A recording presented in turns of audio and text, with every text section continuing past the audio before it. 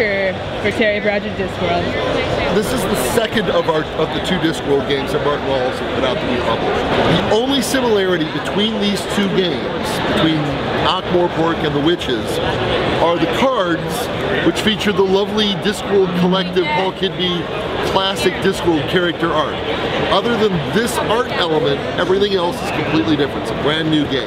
In this game, you're playing an apprentice witch, and the apprentice witch is effectively running around taking care of the kinds of things that apprentice witches do. Broken limbs, sick sheep, whatever the case may be. Problems have victory points when you solve them, and a target number that you're going to need to roll on 4 dice. So I would first start, I say, if my witch is here, so here's my favorite, Tiffany Aching. So Tiffany is sitting here at Granny Weatherwax's, and she is going to take, as her first part of her move, going to wander over here, and look, we have a sick child, fever. Roll 2 dice. Well, that's pretty good. I've solved that. I needed 7, I've got 11. I still have to roll my other 2 dice because anytime you roll that cackle symbol, you'll take a cackle token. Cackles can be bad when all of them are pulled off the board. Otherwise, they kind of hang around. They just, mean you're getting a little crazy here with things. In this case, I've solved it. I would put this on my playmat, and every 2 of these that I get increases my hand size by 1. So the more easy problems I fix, the more cards I have to do stuff with.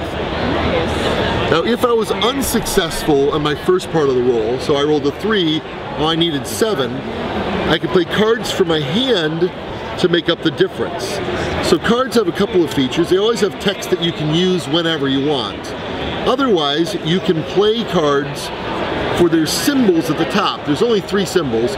This one gives me a +1 on a roll. This gives me a +2 on a roll. So if I played both of those, I now have a 6 towards the 7 I need on my second part of the roll. Now, in addition to the easy problems that are running around on the board, there are hard problems. Easy problems run 7 through 12. Hard problems start at 16 and go through 24. So for those, you're going to need more cards. You're going to need a little bit of extra help with the dice, all of those things. However, when you solve these, first off, they're worth a lot more victory points. And secondly, these, for every 2 of these that you solve, you get a +1 for all future rolls. So the more experience you get, the better you are at doing stuff. There's Naniag. The major witches in the deck have this power of 3 on them. If I have 3 of these in my hand, I can auto-solve a problem. There's a lot of little nice touches in the game. Basically, its victory points is how you win. There are 2 ways, however, this game ends with everybody losing. Number 1, at the beginning of every turn, you'll flip over a card, and it's got a location on it. You add a problem from a stack at the location shown. However, in this case, Slice already has a problem.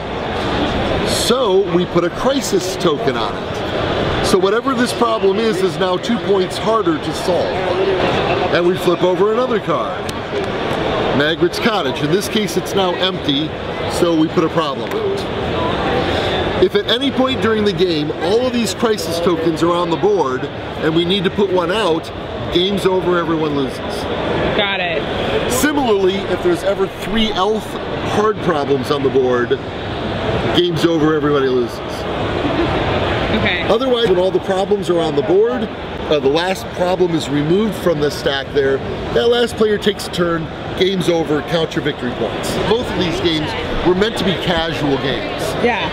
When Martin Wallace designed them, he was designing them for the book market in the UK. They were not going to be gamer games. Yeah. They're fun, light games if you're a gamer, but they're really designed that if a fan of the book could buy it based on just the art and the name and all that, yeah, and still have an enjoyable time playing it. It wouldn't be that challenging for someone that doesn't play a lot of games. They can sit down, read the rules, and get into it.